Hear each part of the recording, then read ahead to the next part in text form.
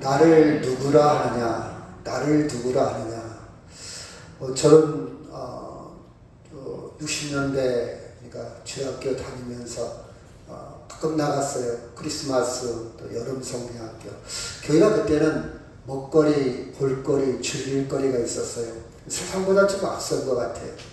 그러다가 1971년도 우리 1년 선배까지는 중학교로 시험 봐서 들어갔습니다. 근데 저부터는 중학교를 뺑뺑이를 돌려 추첨을 해서 들어가게 됐는데 추첨해서 들어간 학교가 영명중학교 미션스쿨입니다. 그때부터 교회를 나가는데 왜 교회를 나갔냐? 교회 나간 목적이 있어요. 성적을 평균을 내는데 성경 과목이 있습니다. 성경 과목이 100점 만점에 60점은 시험 봐야 되고 40점은 교회에 나갔다는 출석 카드를 제출해야 돼요. 그러니까 교회를 안 나가면 40점이 펑크가 나요. 여러분 40점이 펑크가 나면 전체 평균에 엄청난 영향을 끼칩니다. 순위 경쟁에 밀린다는 말입니다. 그래서 어쩔 수 없이 교회를 나갔고 이제 중학교는 그게 다녔고 고등학교 때는 아마 여자들이 많아서 그게 많이 작용했지 않나? 교회에 가면 그쵸 남자는 뭐 한 30명밖에 안 되고 여자는 30명이 돼요. 30명, 40명. 그러니 인기가 많을 수밖에 없잖아요. 제가 이뻐서 잘나서 그게 아니라 남자가 귀하다 보니까 여자들의 관심을 받고 소속감, 공동체 그러다가 이제 고등학교 때쯤 되어서는 내가 무엇이 될까? 진로의 문제에 굉장히 고민하다가 아마 교회 목회를 하는 것이 최고의 가치인 것 같다.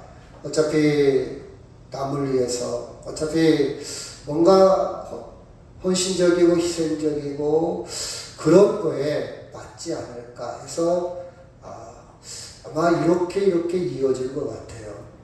물론 목적은 그거였고 좀씩 하면서 그때 좀씩 믿음이 생겼겠죠. 만약 거기서 미끄러졌다면 저도 교회를 안 다녔을 것 같아요. 근데 그런 와중에 목적은 그렇다 할지라도 그런 와중에 좀씩 믿음이 생겨서 오늘 여기까지 이르지 아니었을까? 그런 생각을 해봅니다. 지금도 교회를 다니는 사람들은 여러 가지 목적이 있을 수 있겠죠. 어떤 사람은 몸이 아프니까 병낫기위해서 간절한 기도를 위해서 나오는 사람도 있을 것이고 여러분 선거철 되면 여러분도 잘 알듯이 정치인들은 표를 얻기 위해서 교회에 나와서 예배도 드리고 나 교회에 옛날에 다녔다. 나 집사였다. 그런 사람도 있고 나는 천주교 신자다. 그런 사람도 있고 절에도 가고 교회도 가고 정치인들은 표를 위해서 다니고 또 이제 어떤 사교, 그쵸? 어떤 친구, 교회 가서 같이 어울리기도 하고 또 교회 사람들 그게 좋아서 나오는 사람도 있을 것이고 이제 나이가 먹고 노년이 되면 죽음에 대한 준비 또 뭔가 정서적으로 심리적으로 안정감을 찾기 위해서 나오는 사람도 있을 것이고 아니면 자식이 권면을 해서 자식 때문에 또 나오는 경우도 있을 것이고 여러 가지 이유가 있을 수 있습니다. 그러나 그런 이유라 할지라도 거기서 좀씩 믿음을 갖게 되고 예수님을 알게 되고 하나님을 점점 찾게 되는 경우가 많지요. 전부터 믿음이 있어서 나오는 경우도 그렇게 많지 않습니까? 그래서 우리는 본문을 통해서 우리는 예수님에 대한 믿음을 어디까지 가질 것인가? 나는 예수님이 어떤 분인가? 나에게 예수님은 어떤 분이고 내가 교회를 나오는 목적 그것이 과연 건강한 목적인가? 아니면 그것이 정말 옳은 목적인가? 다시 한번 점검해 보는 시간을 갖도록 하겠습니다. 자, 마태복음 11장 7절 제가 먼저 읽을게요. 그들이 떠나며 예수께서 무리에게 요한에게 대하여 말씀하시되 너희가 무엇을 보려고 광야에 나갔더냐? 바람에 흔들리는 갈대냐?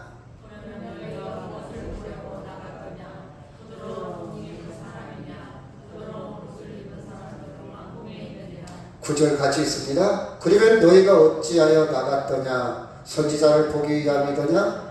옳다. 내가 너에게 이르노니 선지자보다 더 나은 자니라 그랬어요. 그때 당시에는요, 여러분 이렇게 뭐 매스컴, 이렇게 문화, 어떤 지식, 교양 이런 것들이 굉장히 빈곤한 상태겠죠. 60년대만 해도 먹거리, 볼거리, 즐길거리가 없었어요. 겨우 있었으면 TV도 없었고 뭐 스피커 하나 동네마다 이렇게 유선으로 해놓고 돈 많은 사람이 그 출력을 하면 보립대 되면 이렇게 받아가고 그 기억이 좀 나요. 트랜지스터 라디오, 진공관 라디오를 굉장히 우리 동네 같은 경우는 60대 후반에 들어온 것 같아요. 굉장히 후진 동네니까. 근데 교회는 그 문화가 앞서 있었던 당시도 팔레스타인 지방도 마찬가지였어요. 여러분 어디에서 이 지적인 욕구, 교양의 욕구, 뭔가 들어야 될 이 욕구를 충족시킬 수단이 없었어요. 그 많은 서민들, 많은 그 하층민들은 어디에서 소식을 들을 기회가 없잖아요. 어디에서 뉴스를 들을 기회도 없잖아요. 그래서 광야에서 선지자들이 많은 이야기를 할 때 그게 인기가 있고 그게 어떤 돌풍을 일으키고 야 오늘 서커스다 구경 가자 오늘 약장사 왔다더라 하면서 광야로 나갔습니다. 근데 그 광야에 선지자들이 피리를 불었어요. 갈대로 만든 피리를 불었어요. 목동도 피리를 만들어서 광야에서 그 유혹을 달래는 수단으로 갈대로 이렇게 피리를 불고 사용했거든요. 이 선지자들도 사람을 모을 때, 또 혼자 있을 때, 또 연주할 때 이렇게 피리, 그러니까 가장 서민들이 사용할 수 있는 도구요, 악기요, 전달 수단이 바로 갈대로 만든 피리였습니다. 그래서 너희가 서커스단, 약장사를 보기 위해서 나간 것처럼 너희가 무엇을 보려고 광야에 나갔냐? 바람에 흔들리는 갈대로 만든 그 소리를 들으려고 나갔냐? 아니면 너희가 무엇을 보려고 나갔냐? 부드러운 옷, 비단, 실크 이런 옷을 구경하려면 왕궁에 있지. 그쵸? 이 말은 예수님이 무슨 뜻이구니? 너희가 왜 나를 만나려고 왔냐? 너희가 나한테 온 목적이 뭐냐? 그런 목적으로 왔다면 그 목적은 잘못된 것이다. 9절. 그러면 너희가 선지자를 보려고 여기에 나왔냐? 그 목적으로 나를 만나고 있느냐? 이렇게 뒤묻습니다. 나는 물론 선지자 역할도 하지만 선지자보다 더 나은 선지자를 넘어 선지자 그 이상의 존재라는 것을 가르쳐주고 있습니다. 그래서 여러분 이 시간 제가 말씀의 핵심은 뭐냐? 선지자 그 이상의 예수님을 발견하기를 주의 이름으로 축원합니다. 아멘. 예수님은요 단순히 연설가, 단순히 사람들한테 철학을 가르치고 사람들한테 담론을 이야기하는 피리를 부는 사람도 아니고 아주 부유, 멋, 유행, 권력을 가진 그런 분도 아니고 예수님은 하나님 말씀을 위탁 받아가지고 말씀을 전하는 선지자 그 이상의 예수님을 만나야 여러분이 진짜 예수님을 믿고 진짜 예수님을 만나는 거예요. 우리는 여기 수준까지 올라가야 돼요. 아멘? 이 수준까지 올라가야 돼요. 자, 봅시다. 마태복음 16장 13절 제가 먼저 읽고요. 예수께서 빌립보 가이사랴 지방에 이르러 제자들에게 물어 이르시되 사람들이 인자를 누구라 하느냐? 14절 시작.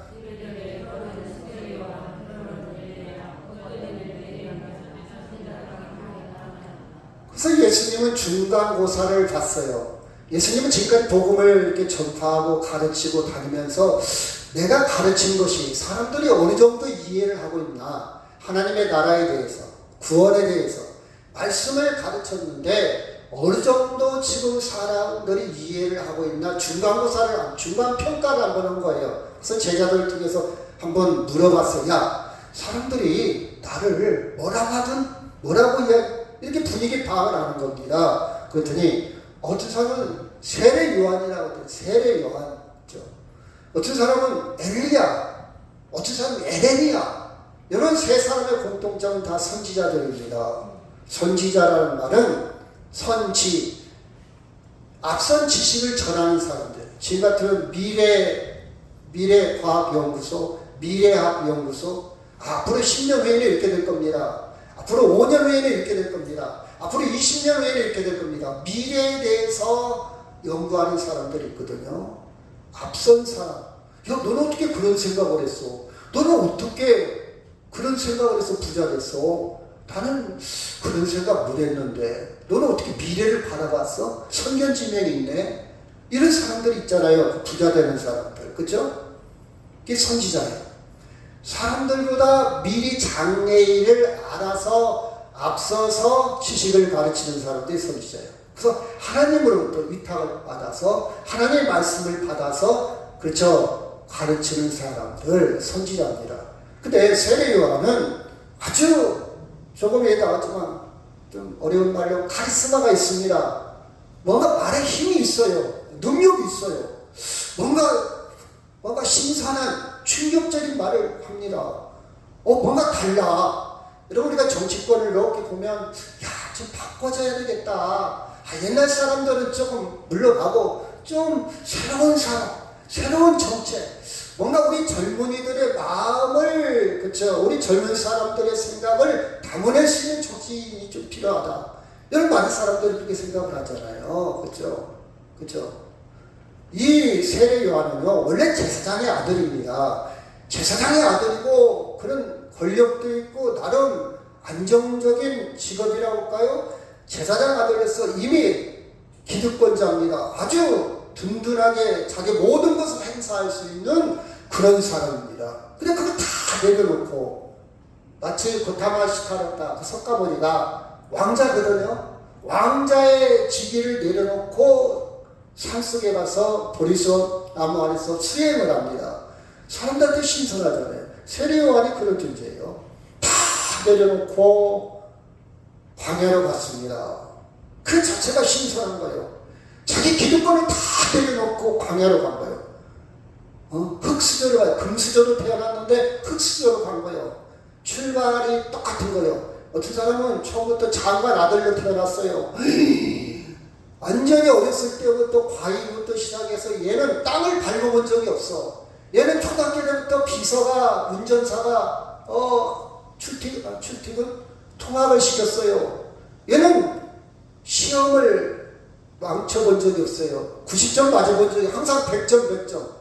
그쵸? 그걸 다 내려놓고 자기 섬에 들어가가지고 예를 들어서 자원봉사를 하다가 거기에서 예를 들어서 초등학교 선생님도 하고 거기서 소사로 여러분 사람들이 충격이잖아. 야, 저 사람 대단하다. 제가 가면 별일이 없어요. 근데 그런 사람이 가면 놀라운 사람들 그 자체가 충격이에요. 세례 요한이 그런 사람이었어요. 근데 말씀도 아주 정입해요. 권력이나 표를 의식하지 않습니다. 여러분 정치인들 가봐요. 권력에 아부하고 표를 의식해서 그 표 때문에 그쵸 뻔히 잘못된 거 알면서도 유권자에 아부하는 사람들 많이 있지 않습니까? 근데 세례는 그게 아니야. 아주 옳은 거 옳고 그런 거는 딱 그런 사람. 엘리야는 누구냐? 엘리야는 아주 능력 있는 선지자예요. 우리 잘 아는 대로 아세라 목상 바알을 섬기는 선지자를 대결해서 850대 1로 대결해서 이기기도 하고 3년 6개월 비가 오지 않았는데 비가 오게 해서 아주 능력을 해가지고 에레미야는 누구냐? 에레미야도 변방 사람이에요. 흙수저예요. 그리고 젊은 청년 때 하나님의 소명을 받고 말씀을 증거했는데 아주 능력 있게 말씀을 전했어요. 여러분 앞으로 우리가 바벨론에 망할 겁니다. 그래요. 이 사람들 저런 매국노 망한다고? 여러분 앞으로 우리가 함께 하시면 하나님이 함께 하시면 우리를 승리할 겁니다. 우리 이길 겁니다. 힘을 내십시오. 이렇게 가야 되는데 앞으로 우리 바벨론한테 망할 겁니다. 저 친일파냐 저놈. 근데 하나님 말씀이 그런 걸 어떻게 해요? 하나님이 그랬거든. 야 가서 전해라. 너희들 바벨론에 망한다고 전해라. 너는 말씀대로 증거합니다. 여러분의 인기에 연연하지 않습니다. 그게 에레미야의 특징이에요. 눈물이 많은 선지자예요. 국가를 위해서 엄청난 눈물. 그래서 에레미야 애가, 애가. 슬픈 노래라, 애가. 에레미야 선지자는요, 구약 선지자 중에서 가장 많이 기록되어 있어요. 볼륨이 가장 많아요, 선지서. 이 세례 요한, 엘리야, 에레미야. 이 특징을 예수님이 다 갖고 있다, 이 말이에요. 그리고 어떤 사람은, 세례 요한이야. 엘리야야. 아니야. 에레미야야. 그 중에 한 동급이야, 동급. 3대, 4대. 서울에 빅3, 빅5 병원 있지 않습니까? 서울대, 아산병원. 이 4대 선지자 중에 하나야. 이렇게 사람들은 생각을 합니다. 선지자로 봤어요. 선지자 중에 하나. 이게 사람들이 지금까지 느끼고 보고 알고 있는 수준입니다. 그렇죠? 알고 있는 수준이에요. 그래서 예수님은 제자들한테 물어봤어요. 그래, 이게 중간평가구나. 그럼 너희들 시험을 한번 보자. 그러면 너희들은, 제자들한테, 너희들은 나를 어떻게 생각하느냐? 그랬더니 그 중에 베드로가 뭐라고 그랬다고요? 베드로가? 주는 그리스도시요. 주는 그리스도시요? 살아계신 하나님의 아들입니다. 같이 한번 읽을까요? 시작. 시몬 베드로가 대답하여 이르되 주는 그리스도시요 살아계신 하나님의. 여러분, 레벨이 달라요. 결이 달라. 지금까지 고백했던 것과 본질이 달라. 그리스도는 뭐니? 구원자는 뜻이에요. 구원자. 구원할 자입니다. 구원할 자. 선지자는 말씀을 증거하는 사람, 말씀을 전파하는 사람, 선지자. 근데 그리스도는 구원자예요, 구원자. 여러분, 완전히 다릅니다. 이건 본질이 완전히 달라. 그리고 하나님의 아들이라는 것은 하나님의 능력, 하나님의 속성을 그대로 갖고 있다. 하나님이 하시는 일을 당신이 한다, 그 뜻입니다. 하나님의 아들, 그렇죠? 하나님의 권세를, 하나님의 능력을 그대로 갖고 엄청난 차이입니다. 예수님이 깜짝 놀랐죠. 야, 됐다, 됐어. 그래서 두 가지 축복을 했죠. 우리 본문에 읽었을 때 생각나죠? 뭐라고 축복했죠? 한 가지는 교회를, 네 고백 후에 교회를 세운다. 이 말은 이 고백이 교회의 본질이다. 교회가 있어야 할 본질이 바로 이거다. 그 다음에 내가 너에게 천국 열쇠를 주겠다. 이 말은 구원의 고백이다. 이 고백을 하면 구원에 이르고 이 고백을 하지 않으면 구원에 들어갈 수 없다, 그 뜻이에요. 주는 구원자입니다. 하나님의 아들입니다. 이 고백이 교회의 기본 베이스, 본질이고 이 고백으로 인해서 천국에 들어가는 열쇠가 된다. 아멘? 여러분 고백이, 여러분이 예수 믿는 목적이 주님은 나의 구원자요 하나님의 아들입니다. 여기까지 이르기를 주의 이름으로 축원합니다. 아멘? 나는 여러분 수준이 제발 여기까지 이랬을 수 있어요. 제가 지금도 기억나요. 지금 은퇴했지만 그 시골교회 목사님이 이런 얘기 하더라고요. 목사님, 우리 교회는요, 솔직히 말하면 정말 구원받은 사람이 30%나 될까요? 30%. 여러분, 그럴 수 있어요. 그럴 수 있어요. 정말 여기까지 고백할 수 있을까? 진실로 고백할 수 있을까? 아니면 선지자쯤으로 여기고 교회 하는 사람 많잖아요. 교회 가니까 안 갈 수도 없고, 아니면 가니까 그냥 좋아, 그냥 다니는 거지 뭐. 내가 믿음이 있어서 다니나? 시간 나면 가고 시간 없으면 못 가는 거예요. 바쁘면 못 가고. 그쵸? 아니면 사업상, 아니면 교회 가면 아는 사람 많잖아. 교회 가서 바쁜 거 없잖아. 여기까지 이르는 사람이 많이 있잖아요. 그렇죠? 저도 다른 교인들과 많은 대화를 해봐요. 그러면 그 대화 속에 드러나지 않습니까? 근데 우리 세만교회는 주는 구원자요. 그리스도는 구원자라는 뜻입니다. 구원자요. 하나님의 아들입니다. 확신하게, 자신있게 대답하는 축복을 누리시기를 주의 이름으로 축원합니다. 아멘.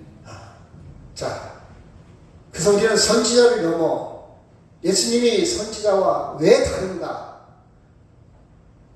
또 세례 요한의 선지자, 그 대표적인 선지자 세례 요한을 통해 예수님은 왜 구주인가를 이 시간 한번 검색해 보도록 하겠습니다. 자, 세례 요한 이야기인데요. 자, 누가복음 1장 7절 시작.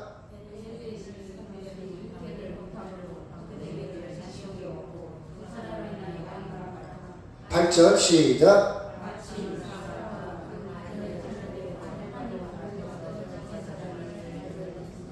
여러분, 예수님과 유사점이 있죠. 요셉과 마리아, 그렇죠. 성령으로 잉태됐다고 했잖아요. 그렇죠. 이 사가랴와 엘리사벳은 자식이 없어요. 그리고 노령입니다. 나이가 많다고 그랬어요. 그런데 마침 사가랴가 제사장 직무를 행하고 있을 때 하나님으로부터 계시를 받습니다. 하나님부터 음성을 들어요. 아들이 있을 것이다. 그래서 이 세례 요한은 예수님보다 6개월 먼저 태어납니다. 여러분, 예수님도 평범하게 태어나지 않았잖아요. 그렇죠? 굉장히 유사한 점이 있어요. 여기까지는 비슷해요. 자, 13절 시작.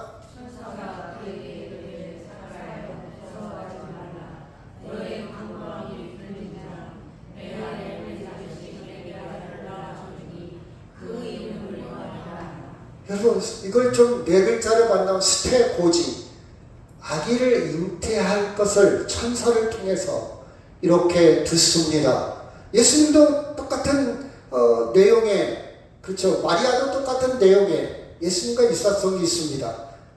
그렇죠. 자, 마태복음 3장 3절 그는 시작.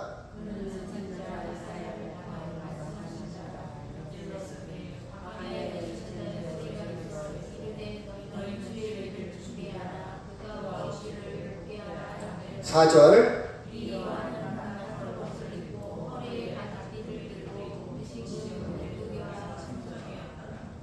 여러분, 이사야 선지자를 통해서 말씀이 성취됐습니다. 예언이 성취됐어요.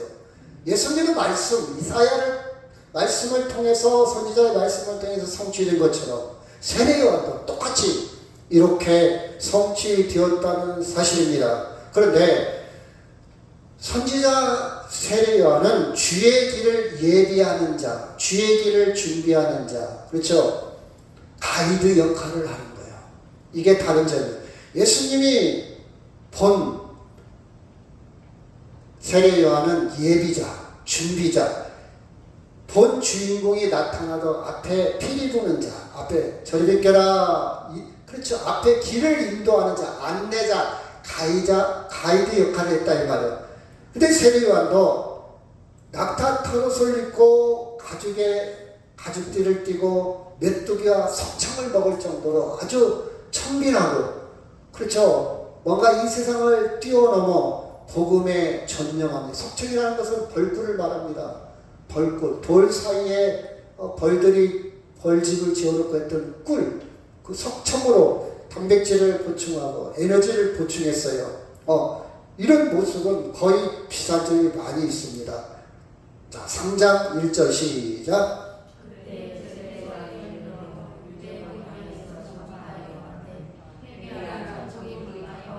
그래서 세례 요한은 복음의 핵심이 뭐냐? 회개하라, 천국이 가까웠다 그랬어요. 천국이 가까이 왔다. 하나님의 나라가 가까이 왔다. 근데 재밌는 것은 예수님도 4장 17절에 보니까 시작.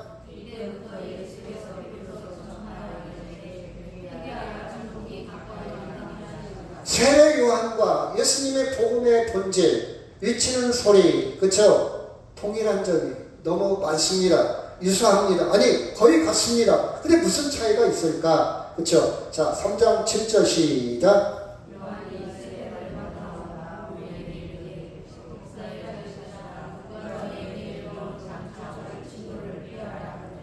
자, 요한이 세례를 받으러 오는 사람, 세례를 주었는데요. 세례를 진례를 했는데요. 그때 보면 바리새인도 왔습니다. 사두개인도 왔고 유대인들도 왔어요. 아주 카리스마가 있고 아주 신선하고 아주 말씀에 능력 있고 지금까지 듣던 것보다는 전혀 다른 와닿는 게 있어요. 시원합니다. 그때 유대인들은 답답했거든요. 정치적으로 답답했고 사회적으로 답답했고 너무 힘들었어요. 로마의 지배를 받고 있어요. 가난해. 아니면 사회 제도 모든 법리가 굉장히 힘들었어요. 이럴 때 세례 요한이 하나님 말씀을 전하니까 속이 뻥 뚫렸어요. 아, 바로 이거다 하고 세례를 받았어요. 그런데 세례 요한의 특징이 있어요. 이 독사의 자식들아 했어요. 이 독사란 말은 이 사탄의 자식들아, 아주 저주에 가까운데, 여러분 그렇죠? 여러분 아무리 능력이 있어도 말을 함부로, 그쵸? 말을 저렇게 좀 격이 있어야 되는데 말은 격이 있어야 되잖아, 그렇죠? 근데 아주 말이 단도직입적이고 직설적이고 아주 단칼에 내리치듯 아주 심판의 말을 합니다. 독사의 자식들아, 너희들이 진노를 피하라 했느냐? 심판의 대상이 될 것이다.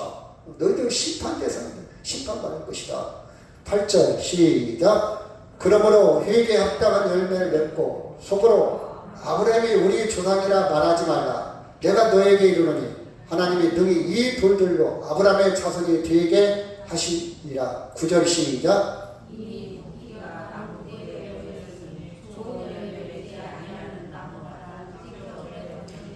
아, 너희들은 속으로 야, 우린 아브라함의 자손이야. 아주 민족에 대한 자긍심이 강했어요. 감히.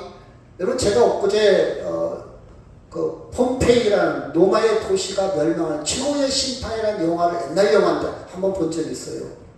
거기 보면 이런 말이 나와요. 검투사하고 어떤 그 정치인하고 싸우는데 똑같이 죽게 됩니다. 근데 이 로마 사람이 뭐라고 보니, 나는 죽지만 너 같은 짐승들하고 같이 죽을 사람이 아니야. 아, 죽는 마당에도 그런 얘기합니다. 검투사가 노예 출신이거든요. 자기들이 생각할 때 야만이래, 야만이. 내가 죽을 때는 지금 죽어가요. 죽어가면서도 너 같은 짐승하고 나는 같이 죽는 게 수치스럽다 하면서 따로 죽으려고 해요. 그쵸? 참 그것을 보고 인간의 얼마나 교만한가. 이 유대인들이요, 아, 그래도 우리는 하나님의 백성이야. 아, 그래도 나는 저 사람들, 저질들하고는 난 결이 달라. 그런 사람 있잖아. 내가 왕년에 어떤 사람인데, 저 유치해. 지금도 그런 사람이 있어요. 나는 많이 배웠어. 나는 똑똑해. 나는 잘났어. 나는 부자야. 내가 누군 줄 알아? 이런 가끔 뉴스에 나오는데 내가 누군 줄 알아? 그쵸? 이런 멀쩡한 사람들 가끔 있잖아요. 그때 바로 유대인들이 우리는 아브라함의 자손이야. 근데 세례, 야, 그거 이 돌 갖고도 아브라함 자손 만들겠다. 이 말을 우습게 보면, 야, 기분이네. 참 웃긴다, 웃겨. 이 돌 갖고도 아브라함 자손 만들 수 있으니까 아무것도 아니야. 이렇게 책망합니다. 그리고 9절에 보니까 이미 도끼가 나무 뿌리에 놓였다. 찍혀 불에 던질 것이다. 회개하지 않으면 지옥에 갈 것이다. 이렇게 심판을 강조합니다. 심판을 강조해요. 근데 마태복음 11장 11절 시작.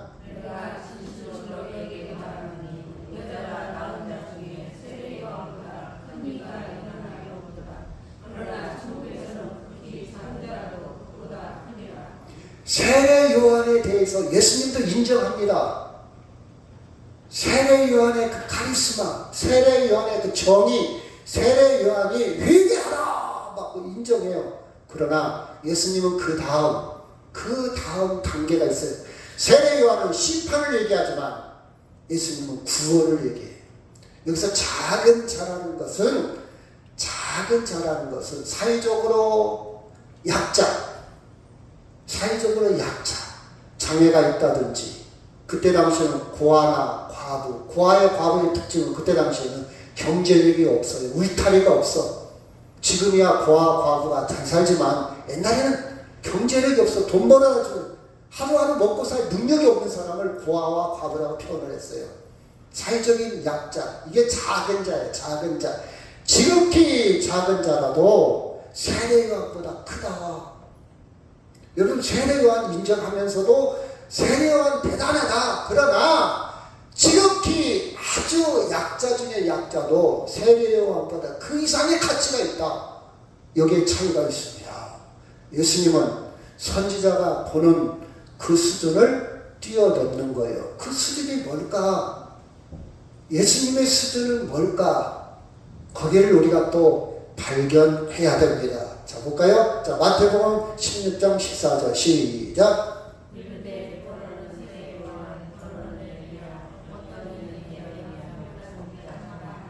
자, 많은 사람들도 세례 요한을 대단한 사람으로 인정하고 있죠. 군중들도 세례 요한 대단한 사람이야. 여러분이 말씀을 갖고 말씀으로 세상을 살아가려고 말씀의 윤리 가치관을 가지면요 대단한 사람이에요. 대단한 사람이에요. 대단한 사람이에요. 그 정도의 가치관만 있어도요 여러분이 건강하게 살 수 있어요. 행복하게 살 수 있어요. 스트레스가 완화될 수 있어요. 충격을 받고 회복력이 빠를 수 있어요. 그렇죠? 여러분 많은 사람들은요 저만 일 때문에 잠을 못 자는 경우 얼마나 많다고요. 저만 일 때문에 불면증에 걸린 사람도 있어요. 어떤 사람이 제가 아는 어떤 사람은 새벽에 2시에 불을 켜고 있어. 그래서 왜 잠을 안 자요? 그랬더니 이거 때문에 잠을 안 잔대요. 아무것도 아닌데. 이렇게는 우리는 아무것도 아닌 걸 가지고 인생이 힘드는 사람이 많이 있어요. 근데 여러분 말씀만 제대로 알아도요 그것을 뛰어넘을 수 있는 회복 탄력성이 굉장히 강한 거예요. 세례 요한만 쓰는데도요 대단한 거예요. 그 군중도 인정하잖아요. 자, 누가복음 3장 19절 시작. 분부왕 헤롯은 그의 동생 아내 헤로디아의 일과 또 자기가 행한 모든 악한 일로 말미암아 요한에게 책망을 받고 그의 한 가지 악을 더하여 요한을 옥에 가두니라. 자, 요한은 세례요한은 정의파에 권력에 아부하지 않습니다. 황제에 두려워지 않아요. 그래서 그때 헤롯이라는 황제가 헤롯 3세인데요. 황제가 어떤 죄를 졌냐? 제수씨하고 바람이 났어. 이복 형제죠. 그래갖고 자기 부인하고 이혼을 하고 제수씨도 이혼을 시키고 그 제수씨하고 결혼하는 거예요. 그 세례요한이 저런 반인륜적인 저런 놈이 어딨어 막 아주 신랄하게 비판합니다. 그래서 헤롯이가 열을 받아 저거 죽여버려? 죽일 수 있어요. 근데 군중들의 여론이 있어 못 죽여. 눈이 있어 눈. 그래서 못 죽이는 거야. 저걸 어떻게 죽여? 막 명분을 찾으려고 돼. 그죠? 끄트리를 잡아가고 죽여야 되잖아요. 그래갖고 짰어요. 헤로디아 그 제수씨하고도 결혼을 했잖아요. 그래갖고 이 헤로디아 이 제수씨가 자기 딸이 춤을 잘 춰요. 헤롯 생일날 네가 춤을 춰라. 춤을 춰요. 그랬더니 헤롯이 너무 좋아서 야! 짠 거야 다. 짜고 고스톱을 치는 거야. 야! 너 소원 다 들어줄게. 네 소원 이 나라 달라면 절반이라도 다 줄게. 네 소원 얘기봐. 어떻게 해야 돼? 아버지가 된 거죠. 아버지, 저 소원이 하나 있어요. 저 세례 요한 모가지를 쳤으면 안 될까요? 저 세례 요한 목을 쳐서 제 쟁반에 주면 저는 정말 나무랄 데 없는 선물일 것 같은데 해서 목을 요구하는 거예요. 그래? 내가 약속하니까 약속 지켜야지. 나는 약속 지키는 사람이야. 그래서 목을 쳐 죽입니다. 옥에 가두었다가 목을 쳐 죽여요. 목을 쳐 죽입니다. 자, 누가복음 7장 20절 시작.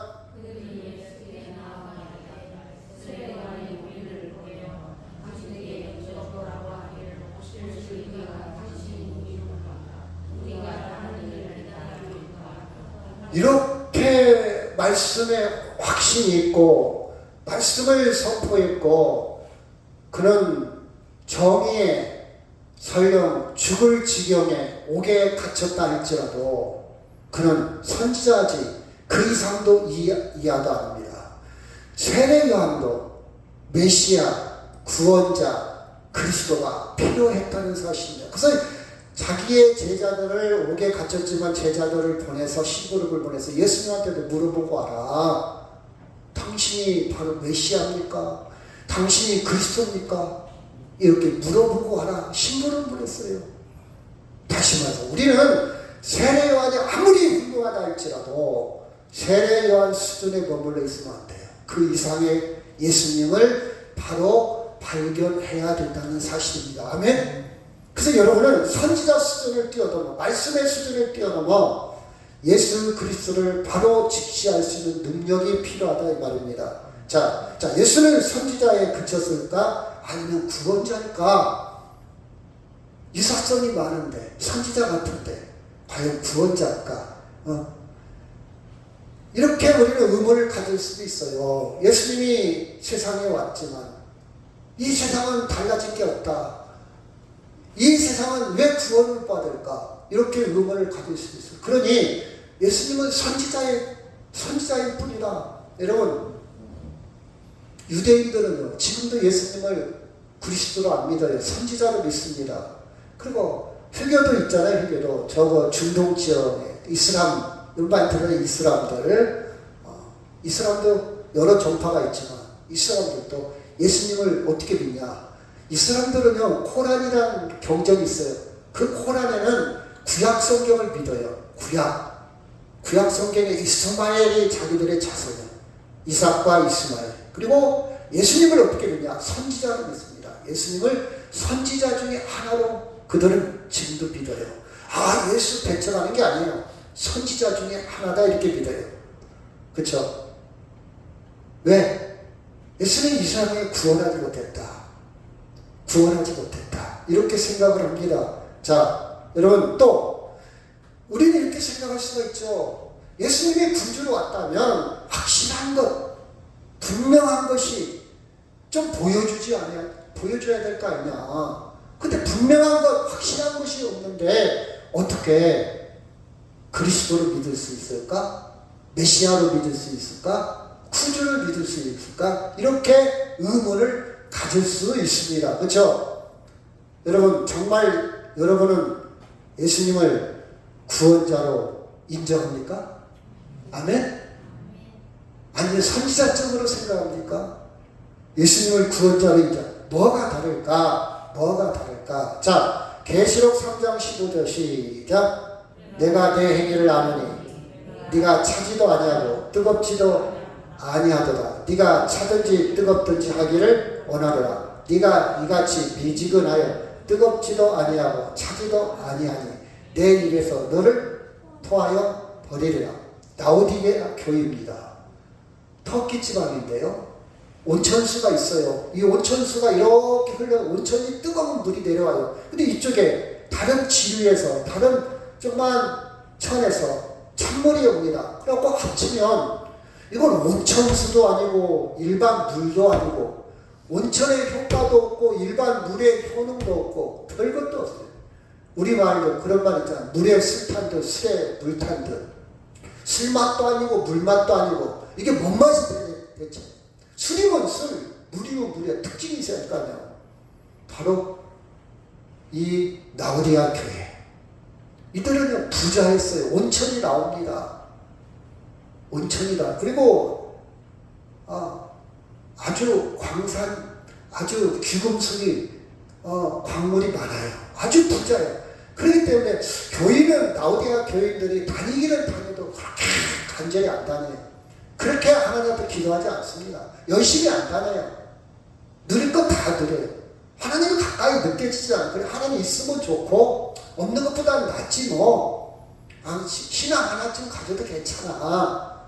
이 정도의 상태를 요한은 그렇게 표현한 겁니다. 토하여 버린다. 그렇죠? 19절 시작. 무릇 내가 사랑하는 자를 책망하여 징계하노니 그러므로 네가 열심을 내라. 회개하라. 20절 시작.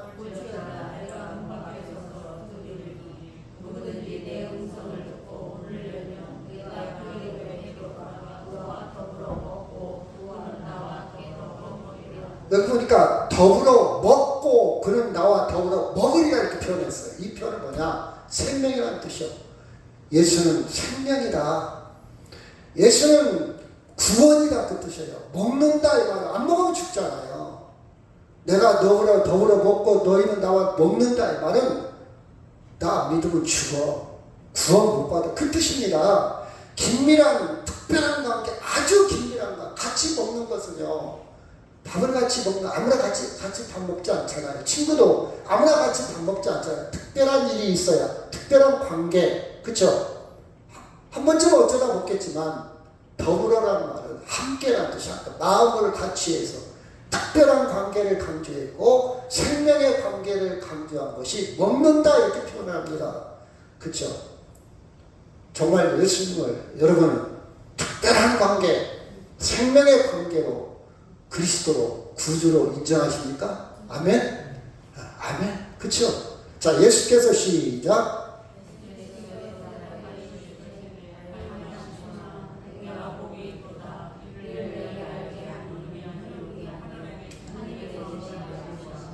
여기 보면요, 우리가 예수님을 선지자 수준을 넘어 구주, 생명의 구원자로 인정하기까지는 하나님이 선택해야 합니다.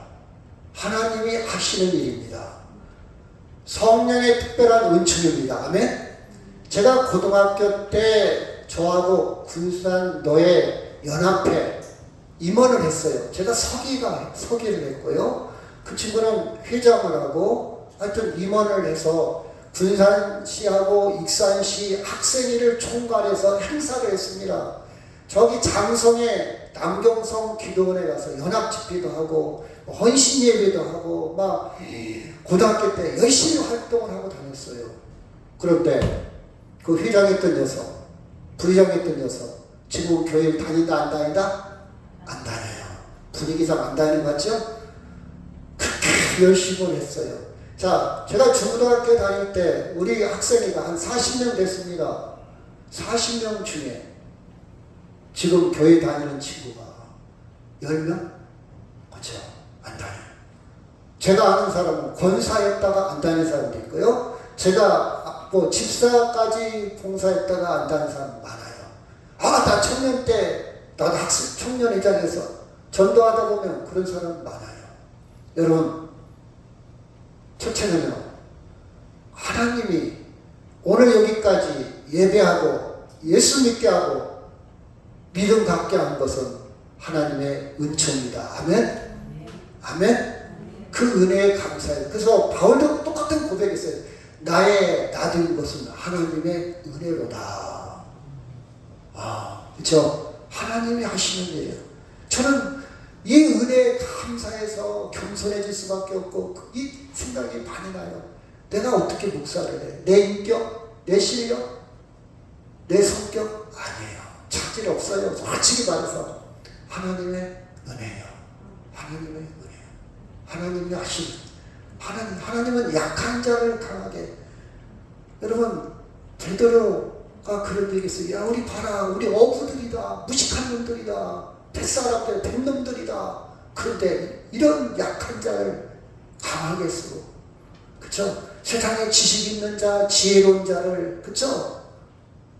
낮추시고 하나님의 일로, 하나님의 은혜로, 하나님의 은혜로 되어진다는 사실을 생각할 때 감사하지 않을 수 없어요. 그 다음에 갈라디아서 시작.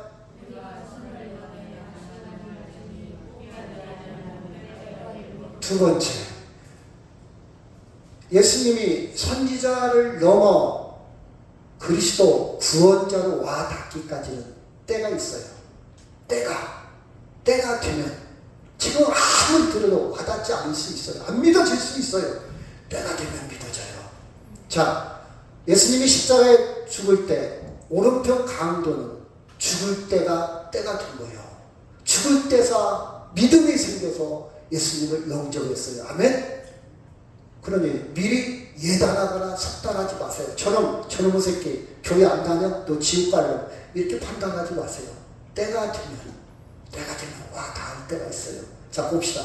제가 노인들 모임에 가서 강의를 한 적이 있어요. 그때 같이 갔던 선생님이 여러분 우리 나이가 먹을수록 피부가 노화가 됩니다. 그래서 마사지를 많이 해야 돼요. 이렇게 한번 두드려보세요. 머리도 한번 이렇게 해보세요. 저도 옆에서 잘 했어요. 그리고 한 번 하고 그 다음 했다 안 했다? 안 했다. 근데 엊그제 제 누나를 만났어요. 머리가 시커멓게 났어요. 누나 못 먹었어. 그랬더니 나 맨날 이거한대요. 그 뒤부터 나도 지금 하고 있다 안 하고 있다? 하고 있어. 이걸 잘 봐요. 똑같은 얘기 들었어요. 근데 그때는 에이 그거 뭐 되겠어. 한 번은 안 했어요. 왜? 사람을 쳐다보니까 해야 될 거 아니야. 전에 근데 엊그제 누나를 만나서 때가 되니까 내 것이 된 거야. 그래 나도 머리 빠질 수 있지. 아직은 염색을 한 번도 안 했어요. 아직은 불만하지요? 근데 빠질 거예요. 빠지고 있을 거예요. 저는 못 느끼겠지만. 그래서 이렇게 해줘요. 피부가 노화가 되니까 탄력을 주고 이렇게 마사지를 해주면 지금 보시는 분인데 그렇죠? 이렇게 하면요 아무리 도움이 되면 때가 돼야 돼. 때가 무슨 말이든 때가 돼서 딱 들어요. 때가 되면 보여. 때가 되면 들려. 때가 되면 내 것. 여러분 막 지금 고기 열심히 먹는 사람들 있잖아요. 너무 고기 과욕 부리지 마. 적당히 먹어. 너무 기름기 조금 절제되면 먹기는 먹게 조금만 먹어. 닿지 않아요. 뭔 얘기하는 거예요. 튀긴 거 얼마나 맛있습니다. 여러분 타이야도 튀김 맛있다 그러잖아요. 그거 지방이 변형된 거예요. 그거 좋은 거 아니야. 닿지 않아요. 근데 나이가 먹으면 때가 되면 그거 이제 멀리하게 됩니다. 조금만 먹어야지. 좀 덜 먹어야지. 나이가 돼야 돼. 때가 돼야 돼. 옛날에 산 다니는 사람 보면 시간이 그렇게 남어. 할 일이 없어. 얼마나 바쁜데. 얼마나 할 일이 많은데 산에 가는 시간이 어디 있어. 때가 되니까 산에 다니는 거예요. 때가 되면. 사람 여러분 말씀이 때가 되면 기억이 나요. 때가 되면 와닿습니다. 들어봐야 돼. 들어봐야 돼. 그 말씀이 생각나. 그 말씀이 생각나. 책을 읽다가도 다 적어놨어요.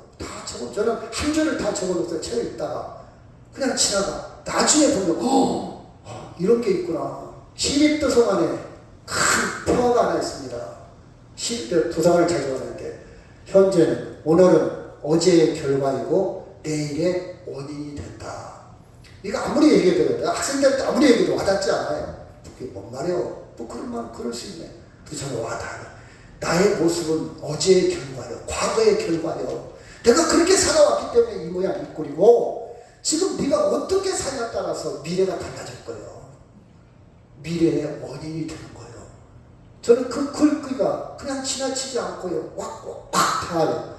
마찬가지로 하나님의 말씀이 예수 그리스도가 때가 되면요. 그리스도임을 절실하게 느낄 때가 있을 거예요. 저 확신하는데 죽기 직전에. 근데 지금 느껴서 지금 누리면 여러분은 정말 많은 걸 누리고 능력 있게 살아갈 수 있습니다. 회복 탄력성이 정말 좋아요. 너무 세상에 목숨 걸려. 폼페이 영화를 보면요. 그들이 지진이 나서 화산이 폭발해서 나중에는 한 명도 남으면 다 죽습니다. 불에 다 죽어요. 한 명도 안 남죠. 근데 그 죽기 직전에 막 권력 싸움, 사랑하고 죽이고 차별하고 향락을 누리고 그쵸. 다 화산이 폭발하면 거기서 거기까지. 인생은 거기까지요. 그래서 마지막 그 두 주인공은 어떻게 죽냐? 마지막 죽어요. 키스하고 죽어요. 그렇죠? 남자가 여자한테 말 타고 빨리 가라. 시간이 없다. 빨리 가라. 화산이 밀려와요. 여자가 그럽니다. 나는 도망가는 시간을 낭비하고 싶지 않습니다. 당신 품 안에 안기길 그 시간이 소중합니다. 엉덩이를 탁 쳐서 말을 보내고 남습니다. 그리고 마지막 두 사람은 껴안고 키스하다가 화산재로 인해서 그 화산재에서 죽습니다. 이것이 인생이에요. 그것이 인생. 저는 거기서 많은 인생을 거기까지다. 인생은 거기까지다. 미워했던 사랑했던 권력이 있던 부귀영화를 누렸던 인생은 거기까지다. 죽음 앞에 다 똑같다. 로마인도 야만인도 이방인도 귀족도 천민도 다 똑같이 죽습니다. 권세가 분명했다는 다 똑같이 죽습니다. 때가 되면 우리는 예수 그리스도가 나의 구주구나, 예수 그리스도가 그리스도구나 확실하게 와닿게 될 겁니다. 제가 강조하고 싶은 것은 그 이전에 지금 편안할 때 지금부터 누리면 더 아멘. 더 좋다. 여러분 어차피 때가 되면 와닿을 겁니다. 들은 말씀이 있어서. 근데 지금부터 누리면 더 좋다. 더 좋다. 그래서 나에게는 예수 그리스도는 선지자를 뛰어넘어 뭐라고요? 구주다. 구주. 선지자는요 심판을 얘기합니다. 여론이나 도덕을 얘기합니다. 행위를 변하여 회개해라. 달라져야 한다. 썩을 대로 썩었다. 이게 선지자예요. 그런데 예수님은 하나님의 사랑과 그 영혼 구원에 초점을 맞춰서 구원을 얘기합니다. 존재의 변화를 얘기해요. 아무리 가난하고 아무리 못 배웠고 아무리 병들었고 아무리 천민이라 할지라도 하나님의 자녀를 얘기해요. 이게 선지자와의 차이야. 차이. 볼까요? 누가복음 15장 32절 시작. 내 동생은 죽었다가 살아났으며 내가 잃었다가 얻었기로 우리가 즐거워하고 기뻐하는 것이 마땅하다. 동생 자체를 사랑해. 존재의 변화예요. 근데 만약 선지자가 왔을 때 저 나쁜 놈, 너 허랑방탕했지, 너 기생들하고 돈 다 달렸지, 너 재산 다 달렸지, 나가. 이게 선지자예요. 심판을 얘기합니다. 너는 자격 없어. 그쵸? 자격 없어. 시시비비를 따집니다. 비교합니다. 평가합니다. 선입게 선입니다. 그쵸? 모든 사람이 하나님의 절대적인 사랑을 받을 자격이 있다고 예수님은 다르게 얘기합니다. 다르게 얘기를 해요. 예수님은 하나님의 절대적인 사랑을 가지고 가장 저주스러운 죽음에서 자유를 주시오. 선지자는 심판에 끝나지만 예수님은 자유를 주시오. 자유. 그래서 우리는 죽음 앞에서 심판을 두려워하는 죽음의 종들이 아니야. 벌벌 떠는 종들이 아니고 자유를 누리는 하나님의 자녀라는 사실입니다. 아멘. 이 자유, 선지자와 예수님의 자유, 빈부귀천을 뛰어넘어서 여러분 죽음의 순간은 모두에게 똑같은 무게로 밀려올 겁니다. 여러분 지금 죽음이 밀려오는 걸 느끼고 있지 않습니까? 그렇죠? 우리는 어떻게 보면요 죽음의 지배를 받고 있어요. 감기만 걸려도 내가 코로나에 또 걸려서 내가 죽지 않을까? 내가 다음 수시에 여기 췌장 이상이 있나? 요새 내가 피로가 회복이 잘하는데 간 이상이 있나? 간에 뭐가 생겼나? 이게 죽음의 지배를 받는 거예요. 우리는 죽음의 종이 되어 있는 거예요. 그래서 내가 철학자 이야기를 조금 빌린다면요, 인간은 죽음에 이르는 병에 다 걸렸다. 그 병이 강하고 약할 뿐이지 누구나 다 죽음의 병에 걸린 존재다. 이렇게 하이데거는 이야기합니다. 맞는 말이에요. 그러나 우리는 예수님을 구주로 믿습니다. 자, 고린도전서 15장 17절 시작.